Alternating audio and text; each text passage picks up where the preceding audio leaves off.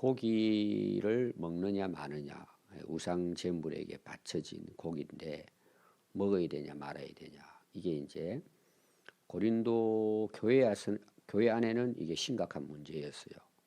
왜냐하면 그 도시가 다 우상을 숭배하는 도시니까.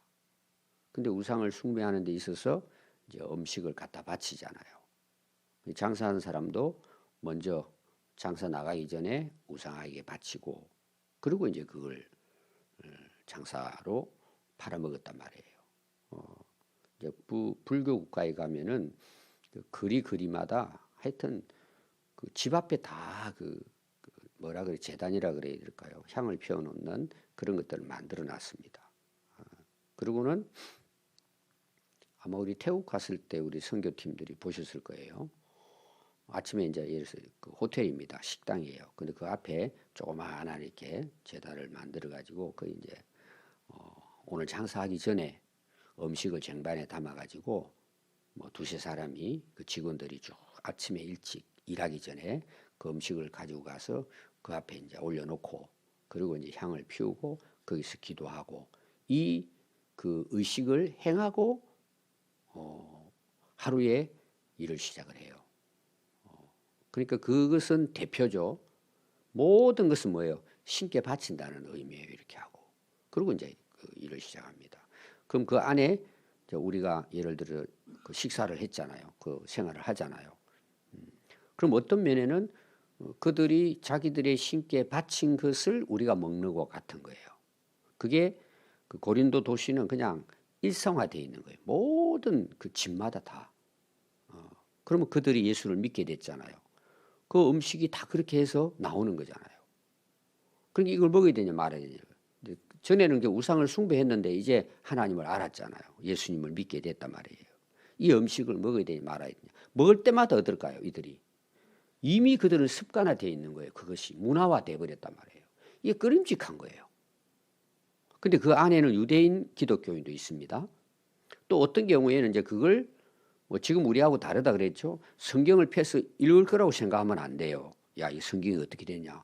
그때 성경이 있었어요, 없었어요? 모르는 거예요. 전혀 제도화되지 않고 이게 성경이 정경화되지 않았기 때문에 그냥 바울이 설교하고 듣는 걸로 이제 믿음이 드는 거죠. 지금 우리가 성경을 읽고 있다는 건 대단한 사실은 그 은혜죠. 뭐 고민할 게 없죠. 그럼 딱 찾아보면 나오잖아요. 그런데 그게 고민이란 말이에요. 그런데 바울에게 물어보는 것입니다. 일상생활이 안 되는 거예요. 이 사람들이. 믿음 있는 사람들은 괜찮아요. 그래서 그 지식 있는 사람이라는 게 그런 말이에요. 그 지식이 뭘까요? 앞에 나온 하나님의 한 분이시고 만물은 그분이 만드신 거다. 무슨 음식이 문제가 있냐 이 말이에요. 바울이.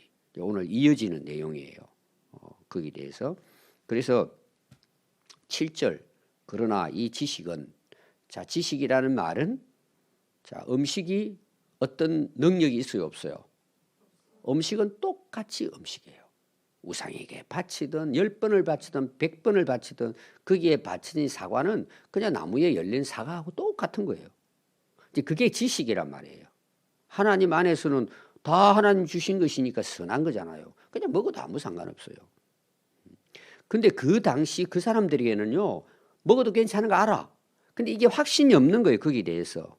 뭐 성경을 기록한 걸 봐서도 어려울 거예요, 그것은. 그동안에 계속 이게 우상숭배라는 걸 이미 이게 마음에 양심화되어 버렸단 말이에요. 오늘 양심이 나옵니다. 그러니까 먹을 수 있다 다 해도 이게 끓임이 있는 거예요. 괜찮은데도 알면서도. 그건 여러분들이 전에 이제 그 제사를 많이 지내보고 하는 분들은요, 옛날 농촌 분들은 같은 생각을 갖고 절대 제사 음식 안 먹어요. 특히 뭐 그때 당시 저도 이제 농촌에서 목회를 봤는데 그분들은 좀 고지식하잖아요. 성경 이런 거 전혀 잘 몰라요. 근데 전에 그렇게 한 거야. 막 음식 머리에 이거는 산당에 가서 바치기도 하고 이런 사람들이란 말이에요. 그 사람들은 아무리 먹으라 그래도 뭐 절대 안 먹어요. 그게 이제 문화가 있으니까. 그래서 아래 보십시오. 이들은 지금까지 우상에 대한 게 뭐가 됐다는 거예요? 습관이 돼가 이게 양심화돼 버렸어요. 그냥. 이 먹으면 이제 큰일 나는 걸로. 왜 신과 교제를 한다고 생각했기 때문에 이들은. 아니 음식이 무슨 문제가 있어요? 그 귀신이 들어가겠습니까? 똑같은데 그게 확신이 없는 거예요. 믿음이. 그래서 그들은 우상의 제물로 알고 뭐예요 지금. 밥도 해먹고 사과도 먹고 고기도 구워 먹고 하고 있는 거예요 지금. 이게 이들에게는 굉장한 뭐예요 문제가 된 거예요. 야 어떻게 하냐 이거. 또 예를 들어서 우상을 섬기는 자가 또 오늘 우리는 말하는 사단 마귀를 섬기는 자가 하나님을 만나가 하나님을 믿게 되잖아요. 그럼 이거 음식은 먹고 있어 그대로 습관적으로. 야 사단 마귀가 우리 들어와 가지고 죽이면 어떡하냐. 예를 들면 이런 생각도 하는 거예요 자기들은. 그게 아무것도 아닌데도 불구하고. 그 당시는 그게 굉장히 심각한 문제예요 사실은. 우리가 지금 생각하는 거는 전혀 다릅니다. 그래서 어떻게 돼요? 양심이 약하여지고 더러워지는 거예요. 문제가 생겨요 자기에게. 자 음식이 그렇게 만들어요. 자기가 그렇게 만든 거예요. 지식이 부족하니까 그렇게 된 거예요. 이건 오늘날도 여러분 교회 안에 있을 수가 있어요. 이런 부분들은. 그래서 음식은 우리를 하나님 앞에 어떤 영향을 끼칠 수 있어요 없어요? 오히려 그 음식은 내 어떤 육체 건강에는 관련이 있을 수 있어요. 그러나 그 음식을 먹느냐 마느냐가 하나님과 나와의 관계를 결정할 수 있어요 없어요? 없다는 거예요. 그래서 거기 보면 우리가 그 우상의 음식을 먹지 않는 것도 않는다고 해서 문제가 생기는 것도 더 못 사는 것도 아니고 나는 자유롭게 먹어 한다고 해가지고 더 잘 사는 것도 아니에요. 그러니까 음식 자체는 아무런 영향을 끼치지 않는다는 내용이에요. 맞아요 틀려요. 자 예를 들어 보겠습니다. 우리나라 지금도 이제 아직까지도 술 담배 문제가 있잖아요. 자 술이 하나님과 나와의 관계 그 술 자체의 능력이 있어요 없어요? 없어요. 술이 나를 믿음을 갖게 하고 없게 하고 이건 없어요. 근데 술을 먹으면 내게 좋아요 나빠요? 내 몸에는 이게 문제가 되는 거예요.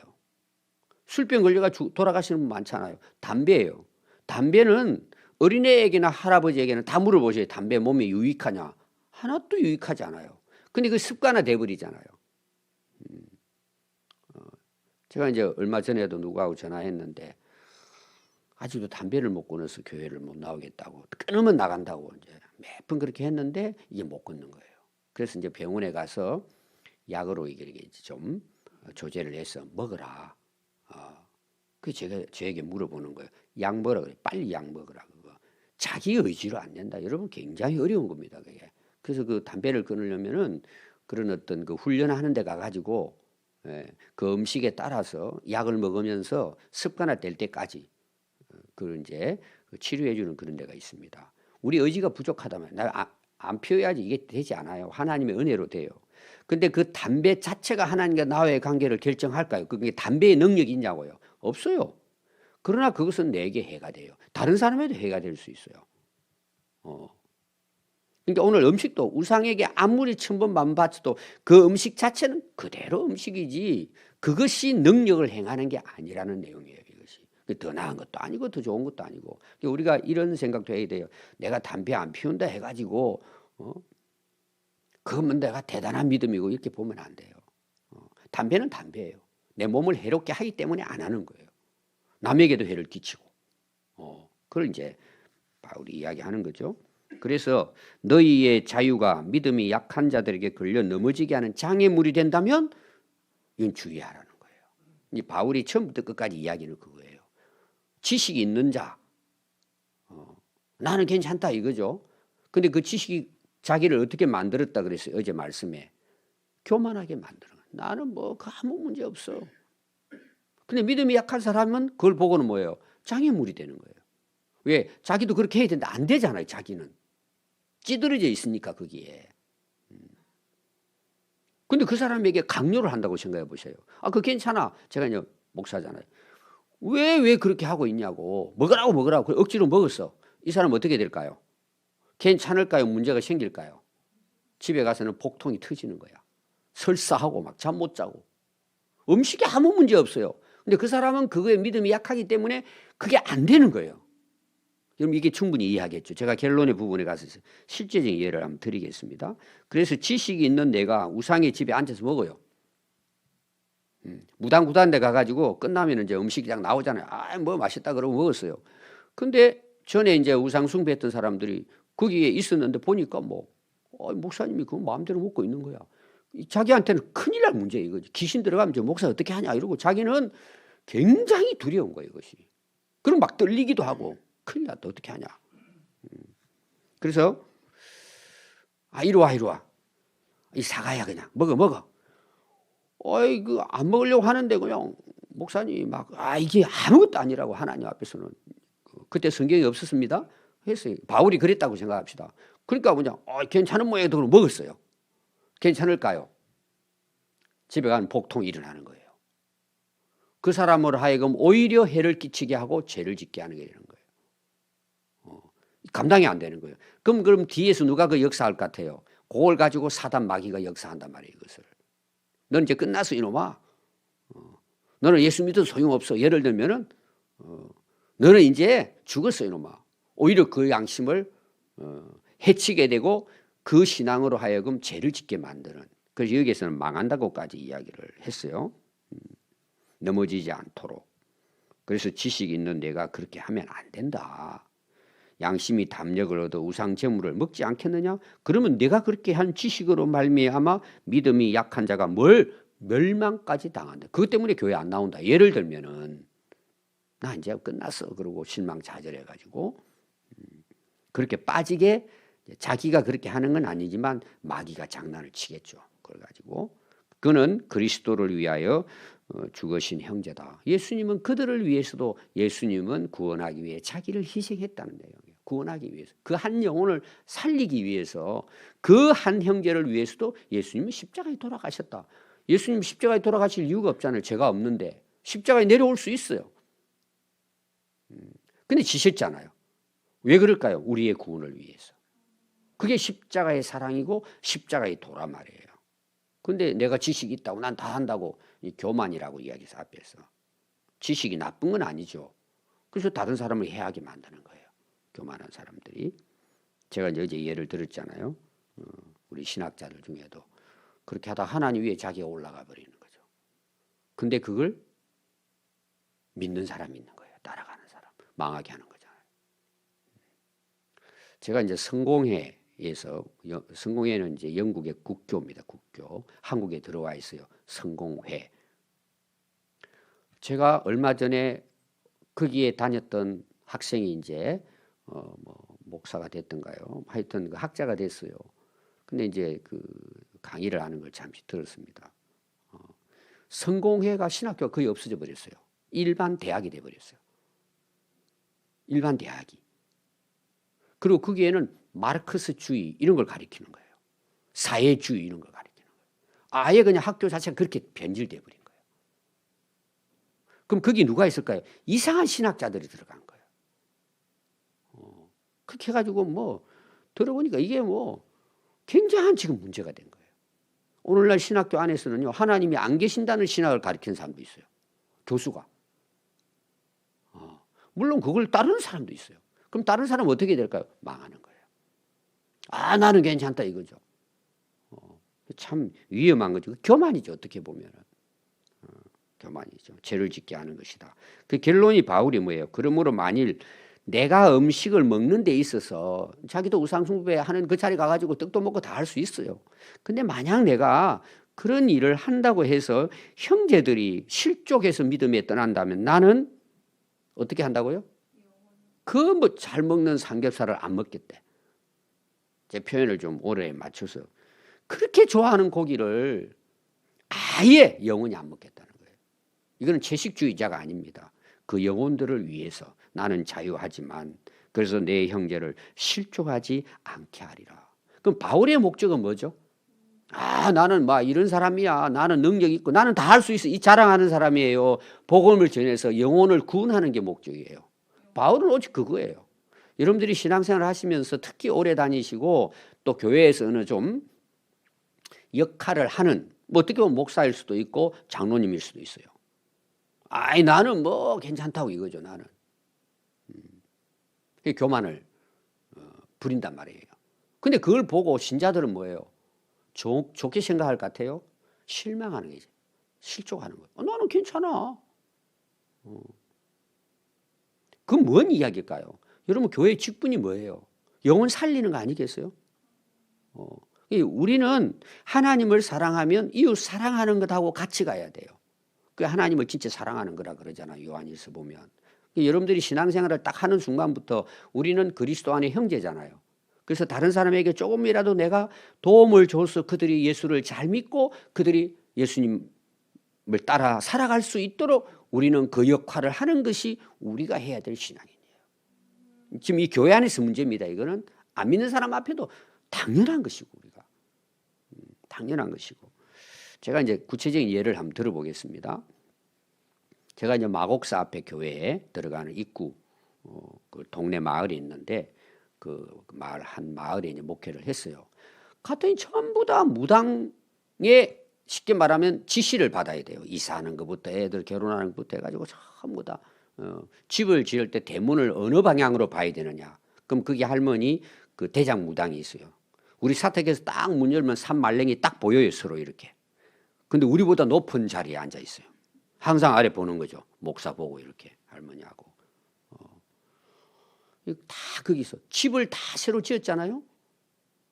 무당이 올해는 당신 뭐가 안 좋으니까 내년 몇월 며칠 날 이사하라 그래. 그럼 1년 동안 새 집을 지어놓고 묵히는 거야.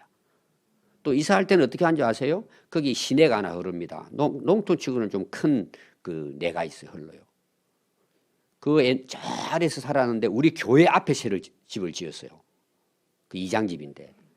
근데 무당이 이사를 하는데 그냥 하는 게 아니에요. 길로 오면 안 돼요. 거기에서 물로 건너가지고 짐을 다 건너가지고 다리로 돌아와야 돼요. 이사를 하는데. 근데 그 사람들은 그 사람 이야기하는 다르는 거예요. 그럼 제가 가서 이제 전도해서 이제 예수 믿게 만들잖아요. 제가 한 예를 들면은 그 교회에서 굉장히 안쪽으로 제일 끝에 떨어진 그게 엄시내가 살았어요. 그 이제 그 아들이 을지병원에서 이제 콩팥이 문제가 생겨서 이식하지 않으면 죽게 생겼다. 초등학교 6학년 애가 교회에서 기도해서 났어요.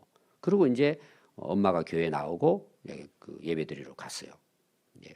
그 초신방이죠. 그 이제 갔는데 거기는 다 우상 숭배하고 막 굿하고 그다음에 그 위에 또 그 암자가 있고 조금 가면 이제 마곡사예요. 다 그 아래 다 묵혀 있는 거예요, 전부 다 그것이.